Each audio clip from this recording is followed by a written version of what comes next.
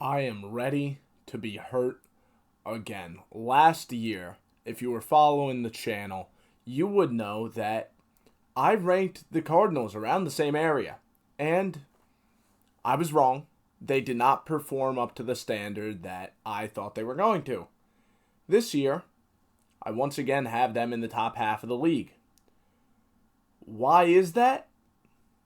Well, a lot of the same reasons, if I'm being entirely honest, which might seem like I'm going to be proved wrong once again, because if those reasons didn't work last year. For example, a big reason was the connection between Kyler Murray and Marvin Harrison Jr. I thought that was bound to work.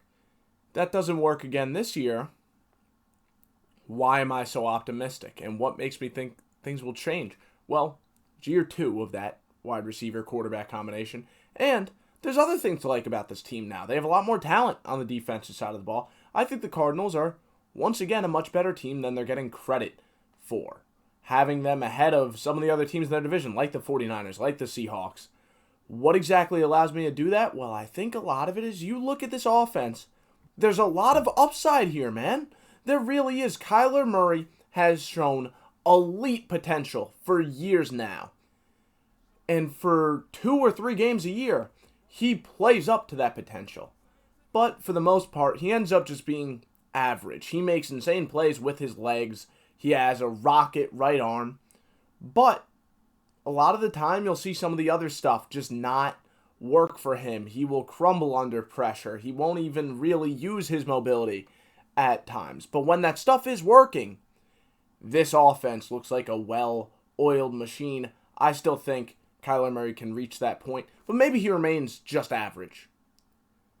Marvin Harrison Jr. entering year two. I think now this connection is going to be there. It's going to be a lot stronger. Last year, Marvin Harrison Jr. was getting open.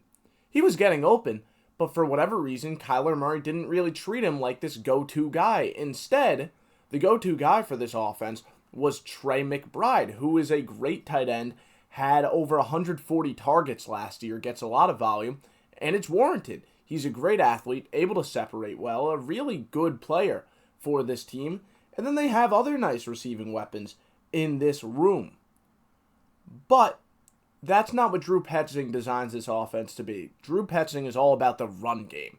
He might line up in a lot of shotgun, but he makes sure to run a decent amount of heavy formations to draw defenders into the box. And then he takes advantage of how he establishes this ground game. He wants to play ground and pound football. He wants to have a run-first identity. Even though it's a shotgun-heavy team, he has running backs that operate well as these offset guys. When you think run-heavy offense, you think about downhill runners. You think about these guys like Derrick Henry that will just ground and pound down your throat all game long. And James Conner is a very tough runner, and he's physical enough and built enough to be able to take a large workload, but he's still shifty enough and works enough with his vision and redirection skills that you could trust him as an offset running back and give him a lot of carries in a shotgun-heavy offense. You got guys like Tip Raymond that go out there, and they're 2 tight end set, very good blocker there. And then they're deep at the running back position with some nice offensive linemen to go in front of them. This rushing attack is a good one, and they're going to establish that throughout the game. And then Kyler Murray is not only going to complement that rushing attack with his legs, but he's also going to work off of the running game after defenders get drawn into the box because of the threat of James Conner and the rushing attack. That's when we're going to see Marvin Harrison and Michael Wilson and all these guys really get going with the deep shots down the field, right? That's how this offense operates. Even though they run a lot of shotgun, they're still a little bit old school in their mentality and how the offense operates. There's a lot of upside here because Marvin Harrison Jr. was the greatest prospect I've ever evaluated. Because Kyler Murray has all the physical tools in the world. But the floor for this offense is also high because of the ground attack that Drew Petzing designs this offense to truly establish. A big reason I'm also optimistic for this team, though, they heavily improved on the defensive side of the ball. We look at this unit, and I get really excited. Jonathan Gannon's defense is one of the NFL's most unique.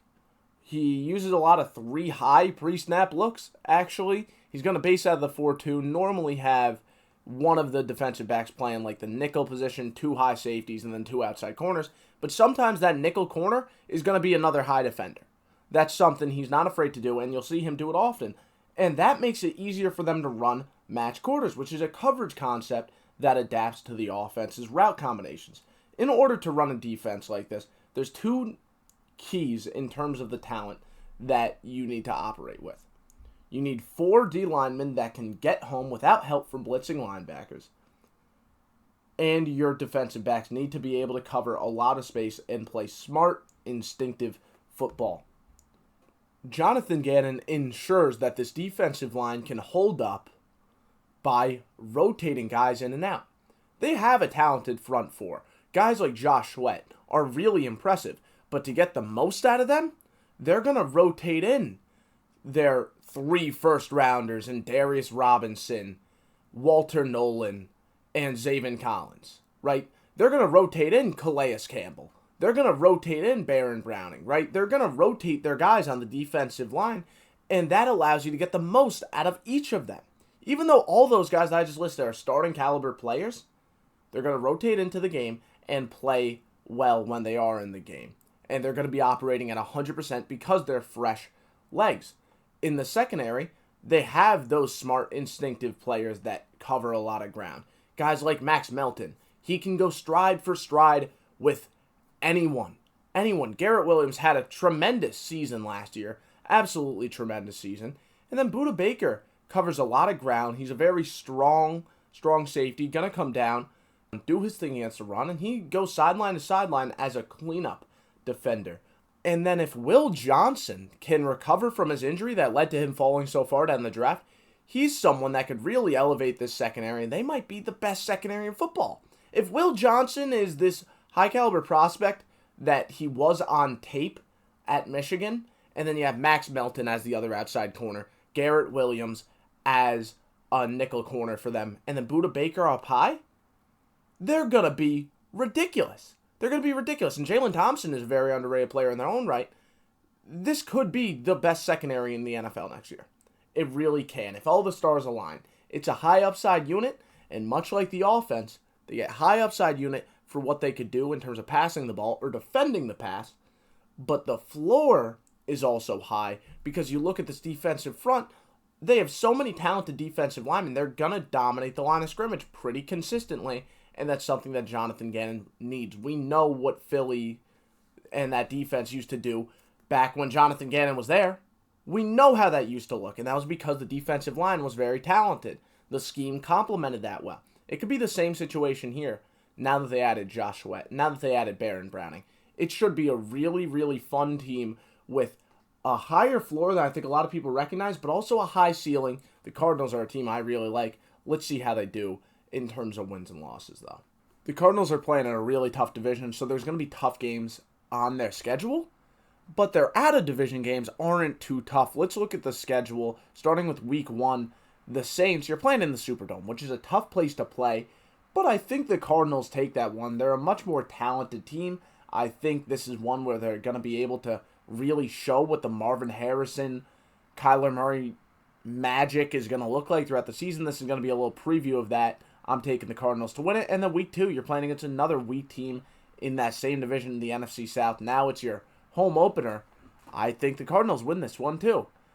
First home game, you're playing against another weaker defense. Yeah, I'm going to take the Cardinals there. San Fran, I think there's so much pressure on the 49ers to perform from the get-go, right out the gate. And because of that, I'm taking the 49ers. I think both these teams are going to have momentum. It should be a really fun game, but I'm giving it to the home team that has a little bit more to prove early in the year. Seattle, I just think that they are going to have all these wrinkles in their defense that Kyler Murray won't really be prepared for. That's what you got to keep in mind. Kyler Murray isn't a quarterback that's going to read these disguised defenses and quickly have answers. Like, he needs time to process everything. If you're shifting a lot post-snap, you might be able to catch him a little bit more off guard. So I think the Cardinals win those next 2 games, but then I have them bouncing back, doing what they need to do against Tennessee, doing what they need to do against the Colts. I feel really good about the Cardinals' ability to beat the teams that they're better than. I don't think they get upset an overwhelming amount, but when they're playing against a better team, like Green Bay, that's when I start to get a little bit concerned here, if I'm being entirely honest. Because the Cardinals are a well-rounded team, and I think they have a potentially very good secondary, but they don't have a star that they could rely on when they're playing against a team like Green Bay, a team that is very tough, like the Buccaneers later in the schedule, like the Rams later in the schedule, like the Texans later in the schedule. When they're playing against a team that is really, really good, who's going to be their star that really gives them an edge? I don't think they have an overwhelming star player, and because of that, I think teams like Green Bay are going to get the better of them. They exit the bye week play against the Cowboys. I feel very good about them winning that one. But once again, I think Seattle and their scheme is going to get the better of the Cardinals here, so I think the Seahawks win. You're playing in Seattle. That's a hostile environment. Then I have them winning 2 back-to-back and their revenge on the 49ers now that they're the home team. I don't think they're going to get upset by a team like Jacksonville. In fact, I think Trevor Lawrence is really going to be caught off guard by a defense like this. The Buccaneers, though, I just talked about it. They're a very talented team. Who is Arizona going to rely on in order to win this one? If Marvin Harrison really establishes himself, okay, then I feel better. But I'm not going to bank on that because last year it didn't really seem to happen, right? He was a very good player, but for some reason the Cardinals didn't give him the ball as much. Why should that change? It's the same coaching staff. I'm not going to bank on that until I see it. And that's the same reason I think the Rams are going to go ahead and beat them. I think the Rams are going to win on the line of scrimmage, and that will cause problems for the Cardinals. The Texans are this really well-rounded team. Now, maybe you pick Arizona just because of the pass rush, but I can't take them. And then I have the Cardinals winning 3 straight, including an impressive Week 18 upset against LA at their home field.